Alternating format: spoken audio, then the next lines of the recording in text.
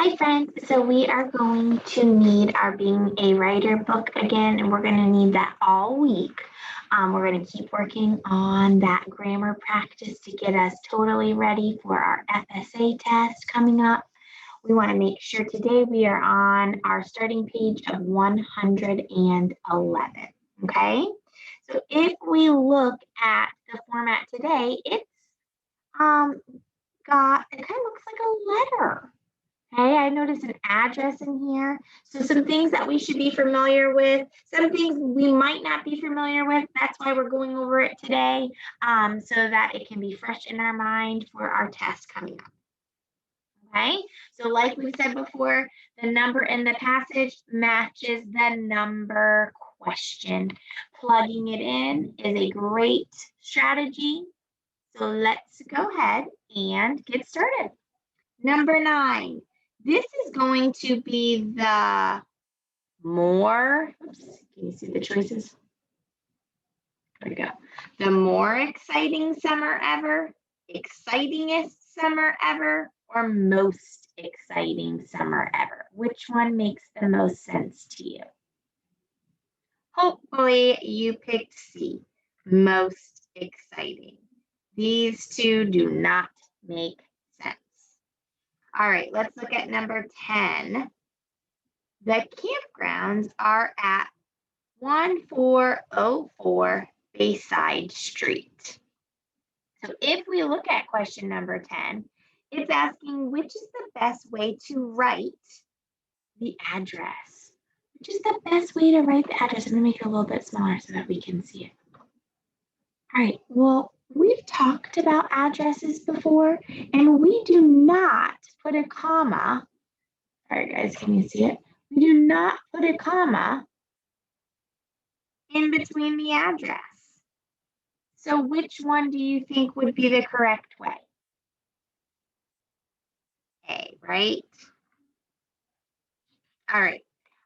I am going to actually do this again. I'm going to tear out my page so that you guys can look at the passage on my screen. And I want you guys to go ahead and turn to page 112. That way it's a little bit easier and we don't have to do the flipping back and forth, okay? So number 12 on 112, okay? Last July, they have a great beach and they also have a few ponies or ponies. But what we notice about the ponies is how it's spelled. Take a minute and look at that. Take a minute and look at that, and I'll flip it over real quick. Look at how they're spelled.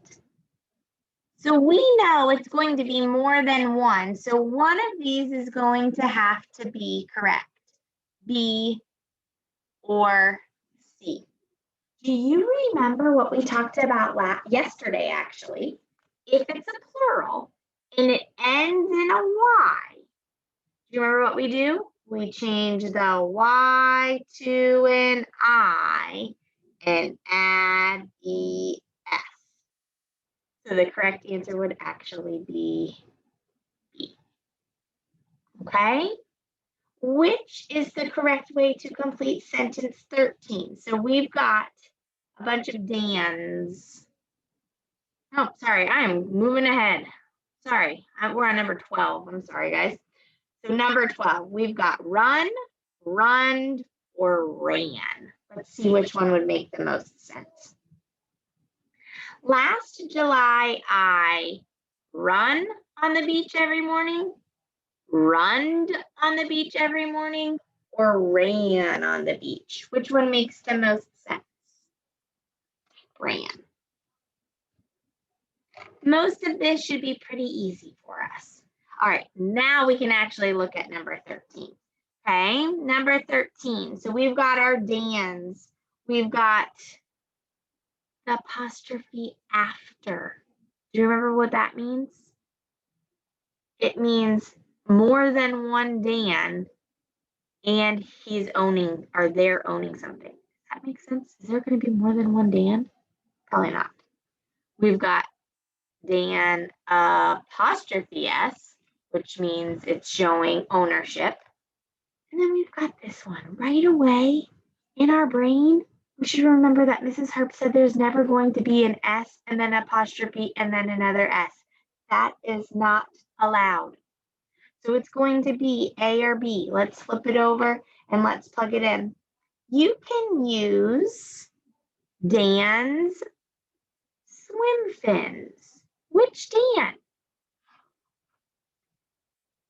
Well, yeah, Dan apostrophe S, because the swim fins belong to who? Dan, right? All right, let's look at number 14. Which word correctly completes the sentence? Her, him, or them? Dan has grown so much that they don't fit her anymore, him anymore, or them anymore. Well, that one's kind of silly. Him. Dan is a him, right? All right, let's go ahead and look at number 15. Which is the correct way to write the title in a sentence? Do you remember titles? First and last word are capitalized. If it's a noun, adjective, adverb, verb, that's also capitalized. We're more than 5 letters long. So we've got some choices here. Let's look at what it is here. I just finished a book titled Best Science Fiction Stories of All Time. All right, well, we know the first and the last need to be capitalized. What else needs to be capitalized? Should science be capitalized? Yeah, it's more than 5 letters, isn't it? Is fiction more than 5? Mm-hmm. What about of and all? Of looks good. Should all be capitalized? It should. So which one should it be?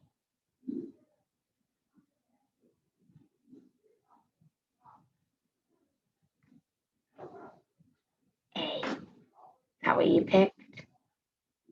So all of these words fit into the category of either 5 or more letters, an adjective, a noun. We know best would be an adjective. It's a describing word. Okay. All right, let's look at number 16. Which word completes the sentence? Is, are, or was. Is my favorite now? Are my favorite now? Or was my favorite now? When I see the word now, I know that's present. Okay? So I know right away also are doesn't make sense. But is and was does fit in correctly. But if it's talking about right now, was would not be it because that's a past tense ending. So what would our answer be? Is. All right. And then we've got some enjoy. Enjoy, enjoyed, will enjoy. Last year you enjoy the story, The Things from Venus. Last year you enjoyed the story, The Thing from Venus. Or last year you will enjoy. Right away, my brain thinks about last year. That's a past tense. So which one's talking about the past? ED is past tense ending, so it should be enjoyed. Okay? All right, we have 3 more to do. So we are actually turning to the next page, which is kind of nice now. So you might want to tear out. You can actually look at both without flipping back and forth. you might want to tear out page 111 and we can just plug them in and look at them. All right? See if we can do this. We can see both. There. That looks good. Oh, I was noticing something about this sentence, this title. I did not like it. Which is the correct way to write the title? The things from Venus? The thing from Venus? Or is it correct? Is this correct? No. The first word has to be capitalized. The last word is capitalized. What about thing? Should thing be capitalized? Well, yeah, a noun. Is a thing a noun? What about from? No, we don't need to capitalize that. So which one would it be? A. Which word correctly completes? Let's plug it in. 19. I know that your mom asked for... Oh, I made a mistake here. I looked at number 19 and I was plugging in 19, but when I started looking at it, that didn't make sense. Because guess what I was doing? I was not paying attention to the question. Which word correctly completes sentence what? 18. Did you make that mistake too?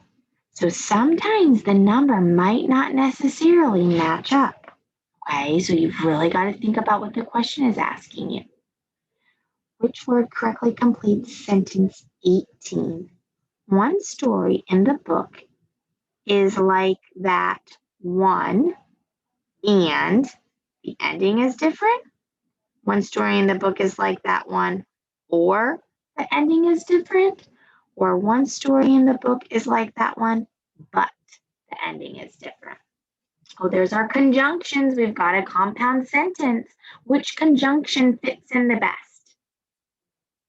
But, right? All right, really think about what it's saying. Which is the correct way to write the underlined part of sentence 20? So that one does match up. All right, let's look and see. It is 643 Luna Street, Pasadena, California, 91107. Okay.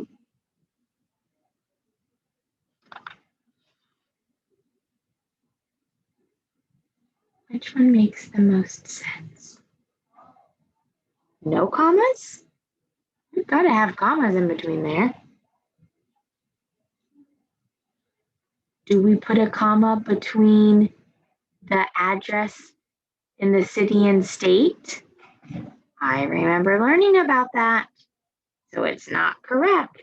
It should be B, because we know after the address, before the city and the state, we also put that comma. Okay, guys? All right. I know this isn't the most exciting stuff, and I love that you are concentrating and trying your best because you want to be familiar and know everything so that you can do a great job on your test coming up. All right? Good job today. I'll talk to you tomorrow.